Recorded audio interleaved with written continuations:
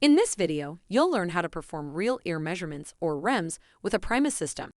We will look at the following features: probe tube calibration, unaided measurement, occluded measurement, and aided measurement. A REM measurement requires an existing audiogram. For the purpose of this demonstration, a REM workflow has already been set up in Primus. This workflow will guide you through all the steps of a REM measurement. Click Start to begin the workflow. This will open up the REM module.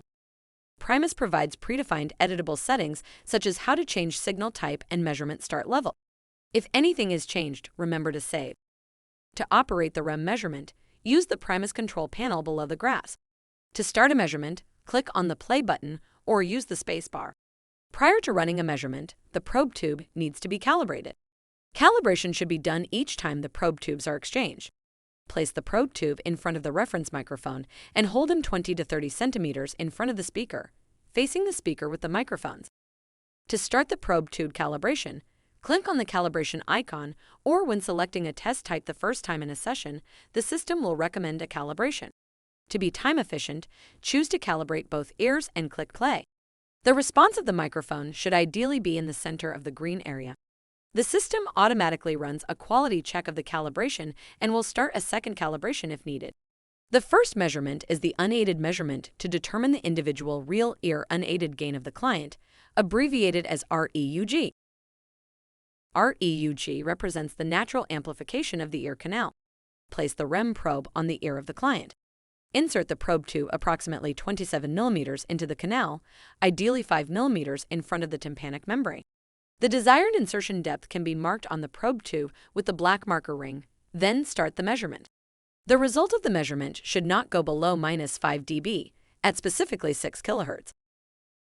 A lower response level requires repositioning of the probe tube. Occluded measurement, the REOG. Make sure that the hearing instrument is turned off and place it in the ear of the client.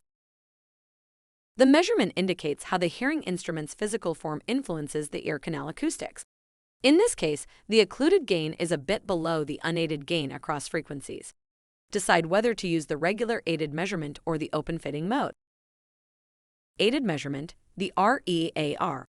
Place the hearing instrument in the ear of the client and turn it on. Select a target for the fitting in the target dialog. The advanced settings are found here.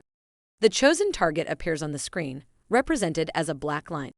The response of the hearing instrument should reach the target and thereby compensate the hearing loss. Use the ISTS International Speech Test signal as a stimuli to represent realistic speech when adjusting the amplification of the hearing instrument. In general, you can keep all adaptive features on in the hearing instrument. In order to fine-tune the hearing instrument in the fitting software, while at the same time looking at the REAR curve, it is practical to use the on-top mode. Find the on-top mode in the lower right corner of the screen or on the top left toolbar. Enlarge the graph so it is possible to read out the results. Set the measurement on loop so it keeps going until you stop it manually, and then click play. After fitting the 6 to 5 dB level, close the on-top mode and return into the Primus application. Primus offers a match to target feature that warns you if your fitting deviates too much from the selected target. Fine-tune the hearing aid until you are pleased with the result.